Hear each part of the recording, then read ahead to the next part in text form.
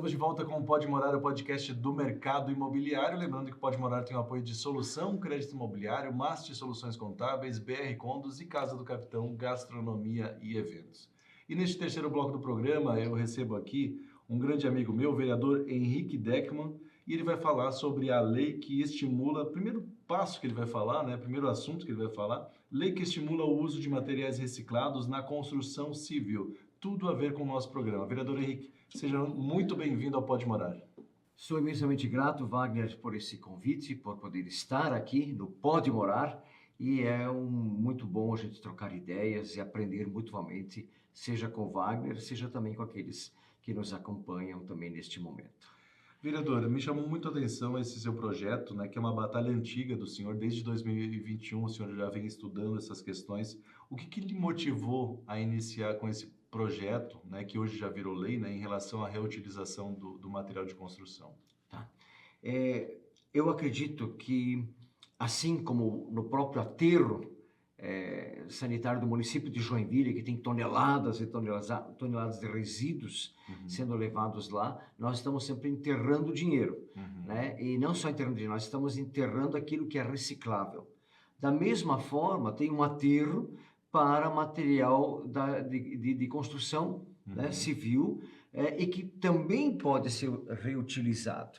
Então, nós fizemos a pesquisa, procuramos técnicos, inclusive do CINFRA, que foi orientado que caminhos fazer para não fazer uma lei assim no chute, e foi um ano de pesquisa para poder ver se suporta como se fosse um concreto, toda essa questão. Então, toda essa pesquisa anterior nos fez olhar os resíduos do material de construção de uma outra forma. Também porque víamos muito material de construção descartado em lugares que não é para isso, seja fazendo aterro, seja à beira de rios, em matas.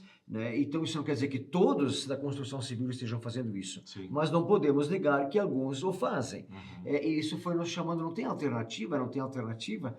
Então, nesse sentido, é que criamos essa possibilidade. Ao mesmo tempo, existem cidades no Brasil, principalmente na grande São Paulo, que utilizam talvez 90% dos resíduos de material de construção civil para outras obras, inclusive, com toda a técnica que é necessária. E aí criamos a lei, foi sancionada pelo prefeito Adriano, e somos imensamente gratos, já que também o nosso gabinete tem um olhar muito claro para aquilo que a gente chama de lixo. Na verdade, o lixo é quando ele está misturado e vai para o lugar errado, como descarte. Mas são resíduos que podem ser 100% reutilizados na sua grande parte. Porque, querendo ou não, existe um custo, A pessoa não pode descartar em qualquer lugar, mas ela teria que contratar uma caçamba. Só se fosse uma caçamba compartilhada com todos, que pudessem, de repente, as pessoas fazer descarte, porque às vezes também não é um grande volume também para contratar, e tudo há um custo específico, E para cada tipo de material também, digamos que seria uma caçamba específica para cada material. Então, isso, querendo ou não, envolvendo custos, envolvendo pessoas, famílias de baixo poder aquisitivo, eles acabam criando alternativas e jogando em qualquer lugar, Então, isso que foi uma grande ideia, realmente. E eu queria que o senhor falasse um pouco desses estudos. Quais são os principais benefícios que vocês chegaram à conclusão, tanto ambientais quanto na questão dos cofres públicos? Porque a gente vê que existe essa vontade de reutilização nas obras públicas também, Também. Então, vamos dizer, eu não vou nem falar talvez de outras questões mais amplas, mas só aquilo que você pode usar de base para fazer calçadas, por exemplo. Aquilo que você pode usar de base, depende de alguns fundamentos que tem. A outra questão é na parte de galerias, que poderia estar sendo utilizado as diversas camadas, porque hoje tu pode transformar em areia, praticamente, você pode transformar nas famosas bicas, 1, 2 e 3, esse é um dos fatores. O outro fator, e não vai atrapalhar em nada a compra da pedra natura que precisamos pegar das pedreiras, não é tanto assim que temos, e ao mesmo tempo essa lógica reversa. Você faz a utilização e depois desse mesmo material, passando por um processo de separação nas mais diversas áreas, você está reutilizando aquilo que vai para onde? De novo eu digo, Para que fazer mais um aterro, mais um aterro? Tem lugares por aí que são belíssimos arrozais, que de repente estão sendo comprados para virar mais uma montanha de Sim. resíduo, do qual você pode utilizar, não vai afetar o meio ambiente, certo? E ao mesmo tempo, dentro dessa lógica de você ver o compromisso com o meio ambiente, você poder estar sendo utilizado nessa lógica lógica reversa de trabalho. E, ao mesmo tempo, tem os custos. Hoje, isso não quer dizer que vai ser sempre assim. Né? O que nós ouvimos aí ultimamente, que em alguns casos pode chegar a 20% a 30% mais barato. Né? Que seja 20%. Então, é os 20%. Mas, além disso, de novo, é olhar todo o custo ambiental que nós temos, Sim. além de ficar feio. Ora, se você vai passar esses dias fazer visita nos bairros por aí, o que chama atenção para a gente? É um sofá, é um fogão, é um pneu e é material de construção abandonado ali. Ora, eu tenho que dar alternativa para isso. Claro. E vamos dizer assim, o pessoal vai dizer, já tem alternativa, o aterro, mas se eu vejo que o município gera renda para isso, gera trabalho naquelas usinas que são trabalhadas, que vão trabalhar o material de construção. Gera renda, gera trabalho para essas pessoas e também a questão ambiental e baixo custo para algumas obras que podem ser utilizadas. Como eu disse, talvez não possa usar ela em toda, mas vale a pena. A questão da areia já é um dos exemplos e depende do tamanho da bica que precisa para base, subbase. Algumas dessas áreas eu posso também estar utilizando. Eu vi que o senhor realmente foi visitar uma dessas usinas, vamos chamar assim, né, para reaproveitamento. O que mais lhe chamou a atenção nessas unidades aí? Nós estamos ainda programando visita em mais usinas do Brasil, né, para ver a praticidade do projeto por nós feito, mas o que me chamou a atenção foi, e que a gente até esquece, me lembra, foi bem importante a tua pergunta, por exemplo, quanto material nós temos para as madeiras que é usado na construção. Tem gente botando fogo por aí, no fim da tarde. Certo? E até a madeira, ela tem nessas usinas que é picado e ela usa para as caldeiras da cidade. Tá? Então tem essa destinação. O trabalho é tão sério de separação entre o resto do material de construção civil que aquilo, se for ferro junto é separado, se tiver infelizmente plástico junto é separado, isopor, que daí também tem já a utilização do isopor em Joinville como resíduo, empresa que utiliza também esse material, esse resíduo do isopor. Então tudo isso é separado para que de fato vá para a reciclagem, somente aquilo que é material de construção civil utilizável de novo nesse sistema. Então, a separação que é feita, a seriedade com que é feita a separação e também aquilo que, de novo, para muitos era um problema, onde é que eu vou encaminhar isso? Pronto, tem destino, certo? O que temos que observar muito é que nessas caçambas que tem de material da construção, não seja colocado, por exemplo, as latas de tinta. Claro. Né? Então, isso é outro destino que tem que ser feito. A outra questão é que quem está nos vendo e ouvindo aqui, né, ele vai ver que tem muita gente que costuma, botou uma caçamba para material de construção lá. As vizinhanças vêm tudo lá e põem lixo. Sim. Lixo que o caminhão da ambiental recolhe. Ora, que insanidade, certo? Então, isso daí contamina o material da construção civil. É uma questão de educação. Até isso temos que aprender para dizer, este vai para cá, este vai para lá, e isso não pode ser colocado com esse material. Então, também é uma questão de educação, mas também é uma questão de, não é de cultura, é de nós nos aculturarmos, por assim dizer, desse novo jeito de ver o material de construção como algo útil para a cidade, para as construções, e ao mesmo tempo, seja ela particular ou na área pública, como falaste, que pode ser utilizado também em construções que o município venha a fazer. A questão cultural como costume mesmo. Isso né? mesmo, claro, Pessoas, claro. Né? E com relação a essas outras cidades, né, que o senhor falou que também foram estudadas, né? Qual que é o maior exemplo de reutilização de material, assim? Esta questão das outras cidades eu ainda quero verificar pessoalmente em loco. Se Deus permitir, no próximo mês ainda, né? Mas o que nos chamou a atenção foi justamente de que há cidades do Brasil que, inclusive, para evitar que esses resíduos sejam colocados em qualquer lugar, o próprio município compra o material porque quer utilizá-lo, que é o caso Jundiaí, por exemplo, é um dos exemplos na Grande São Paulo, e tem mais uma Várzea Paulista, se não me Sim. engano, também, que são municípios vizinhos ali. Então, só o fato, não estou nem vendo na prática em tudo que é colocado, mas só o fato de que o município viu que é melhor nós comprarmos do que ficar abandonado por aí, ou eu terceirizar esse serviço, mas nós subsidiarmos, é muito melhor fazer isso do que ficar abandonado tudo que é resto ou que é resíduo de material da construção civil em terrenos baldios ou em aterros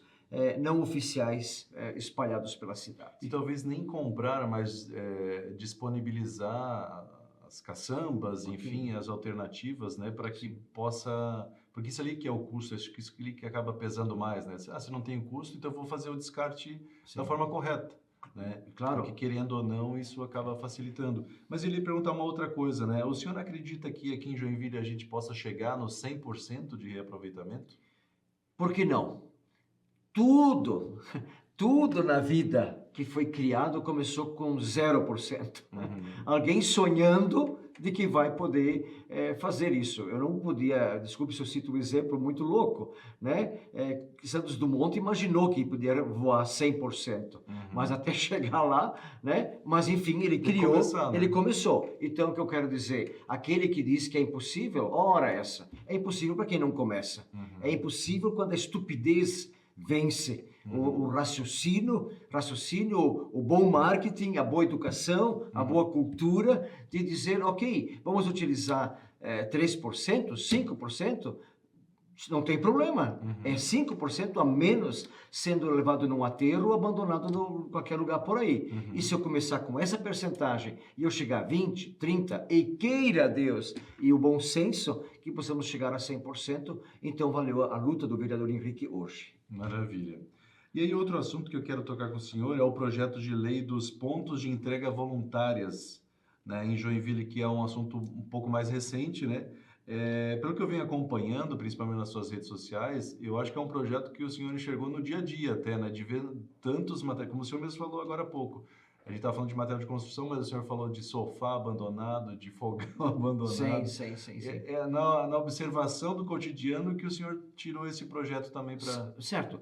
Eu tenho que partir de um pano de fundo. E aquele que está nos ouvindo, certo? Ou vendo, o que quer que seja, ouça, por favor, ouça quantas toneladas de lixo, não estou falando nem de resíduo, é recolhido quando o município faz campanhas contra a dengue. Quantas toneladas? Certo? Isso para mim é uma vergonha. Por que é uma vergonha?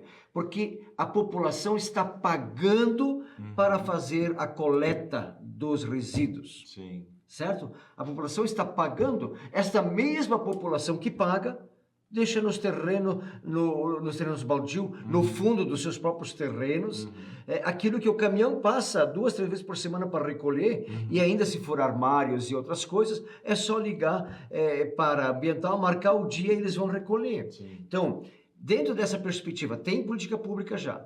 Ao mesmo tempo, tem pessoas que se dão o trabalho de carregar um carro ou uma caminhonete e levar essas coisas e abandonar em terreno baldio. Ora, se eles se dão ao trabalho de carregar uma caminhonete, então que eles se deem ao trabalho de dizer agora eu tenho onde é que descartar de forma organizada. Sim. Então, esse é o objetivo para poder dizer, ei, tu não tem desculpa para trazer. Tem gente aí, nós temos um caso que na frente de um condomínio, no canto de um condomínio, às vezes, eu acho que nem as pessoas do condomínio que colocam lá, mas pessoas quando vêm lá aguardando, vão lá e descarregam. Hoje eu recebi de alguém uma foto lá no Ribeirão do Cubatão, aquela região belíssima das nossas marinas, do canal do Cubatão, do Bananal, mandando foto de pessoas que mandam lá aquilo que é reciclado, aquilo que pode ser descartado oficialmente em lugar certo, vergonhoso. Então, ao fazer esse projeto, eu estou dizendo, ei, pare de fazer sujeira, né? Entregue. Você gerou, eu posso gerar, tem pneu, tem isso. E o que chama atenção? Eu posso descartar em lugares oficiais, em alguns pontos da cidade, e ali eu posso encaminhar, seja até móveis para doação, certo? Ali eu posso encaminhar de pneus para aquele outro, a área que quer, vidros, para que seja justamente encaminhado, inclusive, para cooperativas. Pois é, tem um certo? projeto que prevê isso, né? Essa colaboração com as associações de Claro, catadores. claro, Porque claro. querendo, ou não, dando o exemplo do fogão, né? De repente uma pessoa descarta aqui na zona leste um Sim. fogão, uma pessoa descarta lá e juntando os dois dá um fogão bom. Claro, Né? pode Quem ser sabe isso. pode Eu ser. sou imensamente grato, por exemplo, eu já não vejo mais tanto, mas tínhamos tempo que a gente via muita televisão por aí, Uhum, computadores. Eu sou grato pelo projeto da Jorpeme, que é do uhum. e-lixo, né, Eletrônico, dos né? eletrônicos. Pronto, já deu, né, ou seja, a Jorpeme, o seu Valcanaia, que Uhum, trabalha fortemente com essas questões. Então, existem algumas questões já feitas de pessoas como cidadão, mas uhum. nós podemos organizar isso para que as pessoas façam o descarte de forma organizada, quem Uhum. ganha a cidade e assim uma Joinville mais saudável. Vereador, a gente está chegando ao final da nossa entrevista, mas queria que o senhor falasse um pouco mais, depois da aprovação desse projeto, quais são os próximos passos e o que, que vai definir aonde serão esses pontos de Eu descarte. quero crer que esperamos que seja aprovado na Câmara de Vereadores e seja sancionado pelo prefeito, e aí fica a cargo da prefeitura, é claro, para poder fazer isso. Nós fomos visitar, por exemplo, Jaraguá do Sul, onde Uhum, tem, na região de Timbó, se não me engano, também tem, e outros lugares que tem os descartes, então que sejam lugares em que as pessoas possam saber, é uma referência, uhum, né? E mesmo nesses lugares que nós fomos, que é um lugar muito limpo, muito organizado, até com containers, no caso, uhum, pessoas de qualquer nível da cidade sabiam que ela era referência. E uhum. eu vi carros chegando lá e descarregando e tudo. Então, pronto, é isso que precisamos e eu creio que daí o município terá que apontar os lugares mais adequados, eu diria assim, que se quase em todas as regiões do município de Joinville, para poder haver uma boa aculturação de Uhum. dizer não precisamos botar fora em qualquer lugar, mas de forma saudável, de uma forma bonita e também que preserve a natureza e principalmente a beleza de Joinville. E eu morei um tempo em Curitiba, não foi muito tempo, algo em torno de um ano, e lá na época que eu morei, não sei se tem ainda, tinha um caminhão parecido com a coleta seletiva aqui de Joinville, que se chamava Lixo que não é lixo. E eles passavam justamente para recolher esses móveis, os Sim, sim. televisores, enfim. É uma alternativa interessante, de repente nem ponto de coleta pode ter, porque de repente não passa todo dia, né? E a pessoa Uhum. quer descartar naquele momento, mas um caminhão também, uma coleta seletiva poderia ajudar. Vereador, muito obrigado mais uma vez pela sua presença. É um prazer tê-lo aqui comigo no programa. Certo. Grande abraço, muito obrigado e a gente está à disposição sempre por amor a Joinville. Maravilha. Esse vereador Henrique Deckmann, que esteve aqui conosco nesse terceiro bloco do programa. E eu agradeço você também que nos acompanhou em mais um programa Pode Morar. Não esqueça, o @Pode Morar você encontra no YouTube, no Instagram e no Facebook, com cortes, com os programas na íntegra. Aproveite, siga, curta e compartilhe com seus amigos. Um grande abraço e até o próximo programa.